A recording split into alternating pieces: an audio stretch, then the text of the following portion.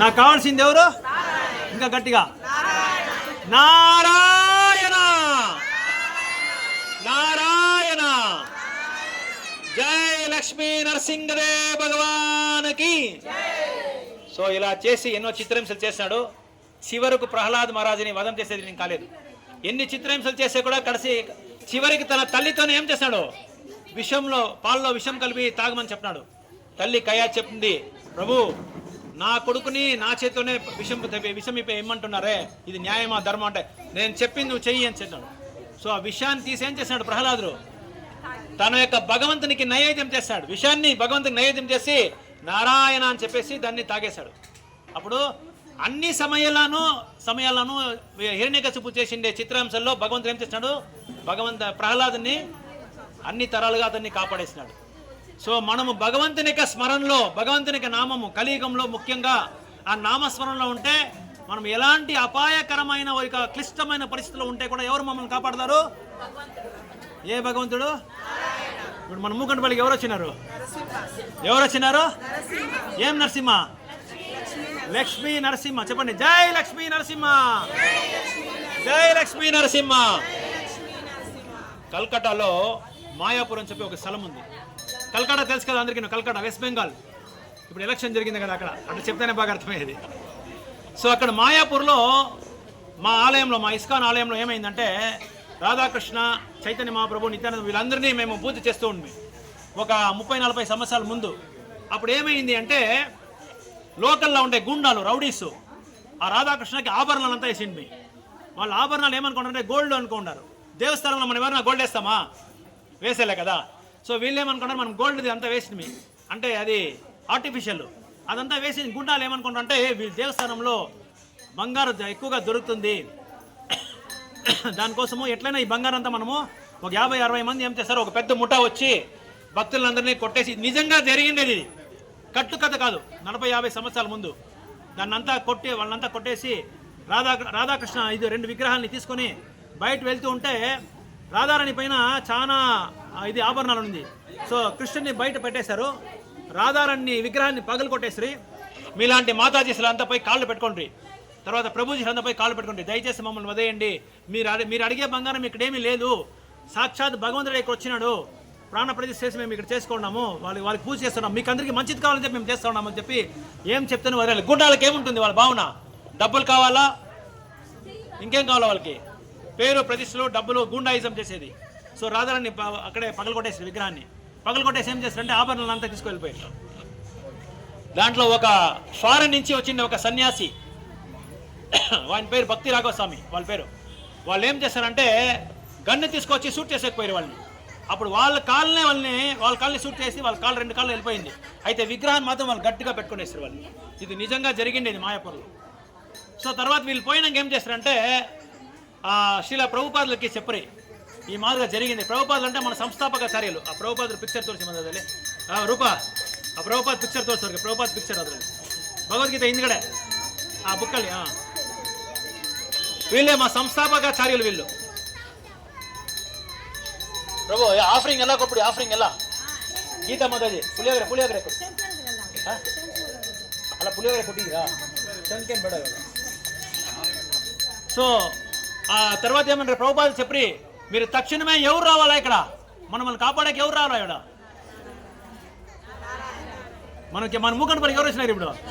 నరసింహస్వామిని మీరు తక్షణమే ప్రతిష్ఠ చేయాలా. ఎవరిని ప్రతిష్ఠ చేయాలా? లక్ష్మీ నరసింహస్వామిని ప్రతిష్ఠ చేయాలా. అంటే అక్కడ గుండాయిసం జాస్తి అయిపోయి భక్తి చేసేకి వదలేక కాకుండా ఏం చేస్తారంటే నరసింహస్వామిని ప్రతిష్ఠ చేయాలని చెప్పి అందులోగా వీళ్ళు ఏం చేస్తారంటే శ్రీల ప్రభుపాదులు చెప్పేసి వెళ్ళిపోయారు, పరమపదించారు వాళ్ళు, భగవంతుని లోకానికి వెళ్ళిపోయినారు. వీళ్ళంతా ఏం చేస్తారంటే మన తమిళనాడుకు వచ్చి నరసింహస్వామి స్థాను నరసింహ. ఏం నరసింహ? నరసింహ అంటే ఒకే రూపంలో ఉండలేదు. స్థాను నరసింహ ఉన్నారు, యోగ నరసింహ ఉన్నారు, లక్ష్మీ నరసింహ ఉన్నారు, ప్రహ్లాద్ నరసింహ ఉన్నారు, శాలిగ్రామ నరసింహ ఉన్నారు, ఎన్నో నరసింహలు వేరే వేరే రూపాల్లో వస్తారు. ఆ స్థాను నరసింహ ఏమంటే ఖమ్మం నుంచి వస్తారు కదా ప్రహ్లాదుని కాపాడేదానికి, ఆ కాపాడేటప్పుడు ఇట్లా నిలుచుకోండే నరసింహ, ఇట్లా నిలుచుకోండి నరసింహ. ఆ నరసింహ కావాలని చెప్పి స్థపతిలంతా వెతుకుతారు. కుంభకోణంలో, తర్వాత తంజావూరులో అన్ని స్థలాలను వెతుకుతారు. ఆ స్థపతికి చెప్తారు, మమ్మల్ని దయచేసి వదిలేయండి, మీకు నమస్కారం చేస్తాను. ఆ స్థాను నరసింహని మా చేతిలో ఏం చేసే కయ్యలే, దాన్ని శిల్పి చేసే కయ్యలే, శిల్పి పని చేసే కయ్యలే మా చేతిలో. అది చాలా ఘోరమైన ఒక రూపము, దాన్ని చేసే మాకు వచ్చేలేదని చెప్పి వెళ్ళిపోయినారు. అప్పుడు మళ్ళీ ఏం చేస్తారంటే మళ్ళీ మీటింగ్ వేసి మళ్ళీ తమిళనాడుకు వచ్చి ఎట్లయినా మీరు చేయాలని చెప్పేసి ఒక స్థపతిని పెట్టుకోండి. ఆ స్థపతి ఏం చేస్తారు, మా గురువులు ఒకరు ఉన్నారు, వాళ్ళని అడిగేసి వస్తారని చెప్పేసి వాళ్ళు అడిగినారు. ఆ గురువులు ఏం చెప్పారంటే వచ్చిండే వాళ్ళు ఎవరు అని చెప్పి అడిగినారు. వచ్చిండే వాళ్ళు ఇట్లా కలకటానికి హరే కృష్ణ భక్తులు వచ్చినారు. సో వాళ్ళు ఏం చెప్పారంటే గురువులు, ఆ యొక్క నరసింహాన్ని మీరు ప్రతిష్ఠ చేయాలా, పూజ చేయాలంటే దానికి శిస్తుగా ఉండే కఠోరమైన తపస్సు చేసే భక్తులు కావాలా, ప్రాణాన్నే అంకితం చేసి సమర్పణ చేసేట్లా భక్తులు కావాలా, ప్రతి నిత్యం వాళ్ళకి సేవకులు సోడోపసోపగా ఉపచారం చేయాలి, నైవేద్యం చేయాలి, అభిషేకం చేయాలి, ఇదన్నీ చేసే వాళ్ళు ఉంటే వాళ్ళని ఒప్పుకోమని చెప్పండి, అప్పుడు మేము చేస్తాము అని చెప్పి మీరు చేయండి అని చెప్పారు. అప్పుడు సరే మీరు వీళ్ళు హరే కృష్ణ వాళ్ళు వచ్చింటే మీరు దయచేసి అంటే మా భక్తులు ఎట్లా అంటే జీవితాన్ని వదిలేస్తారు. కొందరు ఉన్నారు సన్యాసులు, బ్రహ్మచారులు, అందరూ కాదు, కొందరు బ్రహ్మచారులు అమెరికన్ ఇంకా ఇద్దరు వచ్చిండ్రి, వాళ్ళ అన్నతో ఇద్దరు కవల పిల్లలు, వాళ్ళిద్దరూ మీటింగ్లో వచ్చి ఒప్పుకోండి మేము చేస్తాము. 35 సంవత్సరాలు ఇంకా ఇద్దరు చేస్తున్నారు. ఒకరు వెళ్ళిపోయారు, పరమపదాన్ని పదించారు, ఎవరు భగవంతుడు వెళ్ళిపోయారు, ఇంకొకరు ఇంకా చేస్తాను. వాళ్ళ టీంని పెట్టుకొని ఇప్పుడు ఆ స్థాను నరసింహాన్ని ప్రతిష్ఠ చేసి మాయాపూర్ అనే స్థలము, మాది హెడ్ క్వార్టర్స్ వచ్చి మాయాపూర్, కలకడా, ఇంకా హౌరా ఇంకా ఒక 4 అవర్స్, కలకడా ఇంకా ఒక 6 అవర్స్ అవుతుంది. సో ఆ దేవస్థానం వచ్చి ప్రపంచంలో ఒక ప్రఖ్యాతి చెందిన ఒక దేవాలయం కడతా ఉన్నారు. 850 కోట్ల దేవాలయం యొక్క ప్రాజెక్టు ఇంకా కడతా ఉన్నారు. సో నెక్స్ట్ ఇయర్ అది ఓపెన్ అయిపోతుంది, ఆల్రెడీ ఉంది, ఇప్పుడు ఇంకా పెద్దగా కడతా ఉన్నారు.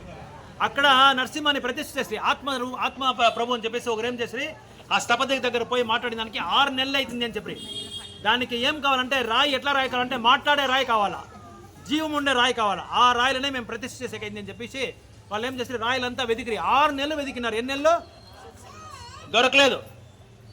మా డివోడీస్ అంతా పోయి అడిగిరి, స్వామి ఏం సమయం 6 నెలలు ఇస్తానంటారు కదా విగ్రహము, ఇస్తారా అని చెప్పి అడిగిరి. అరే నీకేమైనా బుద్ధి ఏమైనా పోయిందా, అది స్థాను నరసింహ, సర్వసాధారణమైన విగ్రహం కాదు, దాన్ని రాయి వెతికి చిక్కేదే కష్టం, అన్ని రాయిలు చిక్కుతుంది, అయితే దానికి జీవం ఉండే రాయి కావాలా. మీకు తెలుసో తెలీదో శిల్పిలంతా ఆ విగ్రహాలతో మాట్లాడుతూ ఉంటాంట ఆ కాలంలో, ఇప్పుడు లేదు ఆ కాలంలో.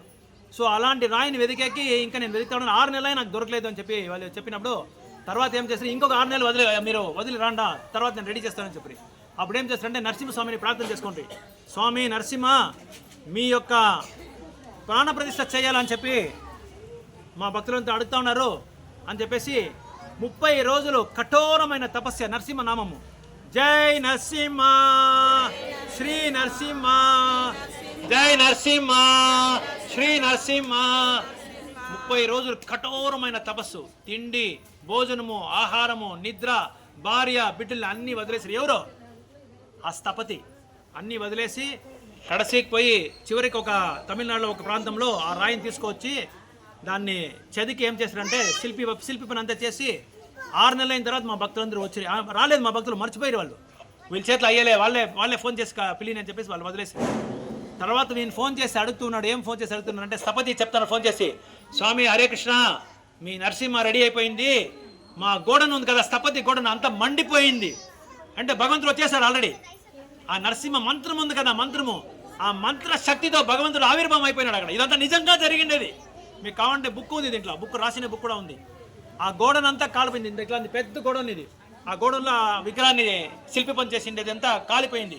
ఎందుకంటే ఆయనకి సేవ చేయాలా, సేవ చేసే వాళ్ళు ఎవరు లేదు, రెడీ అయిపోయినారు, ఆయన సేవ స్వీకారం చేసేదానికి రెడీ అయిపోయినాడు, ఎవరు రాలేదు. భక్తులు ఫోన్ చేసి మీరు ఇమ్మీడియట్గా రావాలా, తక్షణం రావాలా అని చెప్పేసి మాయాపూర్కి ఫోన్ చేసి, కల్కడాకి ఫోన్ చేసి, అక్కడి ఇంకా మా భక్తులందరూ ఒక 50 మంది వచ్చి 50 మంది వచ్చి పెద్ద నరసింహ ఇక్కడ ఒక 10 అడుగులు ఉంటుంది, 8 అడుగుల పైన ఉంది, ఇట్లా నిలుచుకోండి నరసింహ హిరణ్యకశిపుని చంపకపోయే మాదిరి ఒక ఆ కులంలో ఉంది ఆ రూపంలో. సో ఆ నరసింహాన్ని పెట్టుకొచ్చి ప్రతిష్టాపన చేసి ఆ రోజు నుండి ఈ రోజు వరకు శాంతిగా, నెమ్మదిగా, తృప్తిగా భక్తులందరూ లక్షల కొద్దీ, మన ఇండియాలో కాదు, భారతదేశంలో కాదు, విదేశీయులందరూ వచ్చి ఆ భగవంతుని యొక్క సేవ చేస్తూ ఉన్నారు. మీకు ఏ ఒక సమస్య ఉంటే కూడా నరసింహుని ప్రార్థన చేసుకుంటే, అయితే నమ్మకంతో, మంచి భావంతో, మంచి ప్రేమతో మీరు ఆ యొక్క నరసింహుని ప్రార్థన చేసుకొని మీరేమైనా కానుకలు ఇస్తే ఖచ్చితంగా 100% సక్సెస్ అవుతుంది. ప్రాణంలో ఆపదలో ఉండే ఒక స్త్రీ వాళ్ళకు కూడా కాపాడినారు భగవంతుడు. ఎన్నో భక్తులను కాపాడినారు వాళ్ళంతా ఇప్పుడు గొప్ప గొప్ప భక్తులు ఈ భగవంతుని నరసింహనికి సేవ చేస్తూ ఉన్నారు. సో ఈ నరసింహ వచ్చి ఎక్కడున్నారంటే కల్కటాలో 4 to 5 hours అవుతుంది జర్నీ ప్రయాణం. మాయాపూర్ అనే స్థలంలో ఉన్నారు వాళ్ళు. స్థాను నరసింహ అనే నరసింహాన్ని ఇప్పుడు ప్రతిష్టాపన చేసినారు. సో అలాంటి దేశం అది కుంభకోణం ఉంది కదా, కుంభకోణం తెలుసు కదా అందరికీ, తంజావూరు దగ్గర, అక్కడి నుంచే ఈ నరసింహను వచ్చినారు. సో మీరందరూ చాలా భాగ్యవంతులు, చాలా పుణ్యవంతులు. ముందు జన్మలో మీరు చాలా భక్తి సేవ చేసినారు కాబట్టే మీరు మన నరసింహ వచ్చి మీకు ఆశీర్వాదం ఇచ్చేకి వచ్చినారు. అక్కడి నుంచి వచ్చినారు, కుంభకోణం నుంచి వచ్చినారు.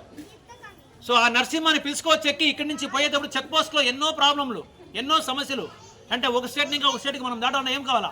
ట్యాక్స్ కట్టాలా, దానికి పర్మిషన్ కావాలా, పోలీస్ పర్మిషన్ కావాలా, తహసీల్దార్ పర్మిషన్ కావాలా, విఏఓ పర్మిషన్ కావాలా. దీన్ని అన్ని నరసింహుడు ఏం చేస్తాడంటే అన్నీ ఫ్రీ చేసేసాడు. ఎవరు ఏమీ అడగకూడదు. భగవంతుని చూసిన తక్షణమే అంత వెళ్ళిపోండి అని చెప్పి పంపించేశారు. ఎక్కడి నుంచి తెలిసిన మీకు? తమిళనాడుని ఇంకా కల్కటాకి ఎన్ని కిలోమీటర్లు ఉంది? 1000 కిలోమీటర్ల పైన ఉంది. దాన్ని లారీలో పిసుకుపోయినారు. దానికే తనిగా లారీ పిసుకొచ్చి దాని లారీలో పిసుకుపోయింది. మన చేతిలో అవుతుంది అట్లంతా చేసేకే.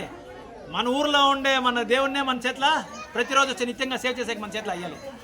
అంత గొప్ప పని చేసి భగవంతుని యొక్క స్థాపన చేసినారు అక్కడ. ఈ రోజు కూడా ఎప్పుడు వీళ్ళ జై శ్రీ శ్రీ లక్ష్మీ నరసింహదేవ్ భగవానికి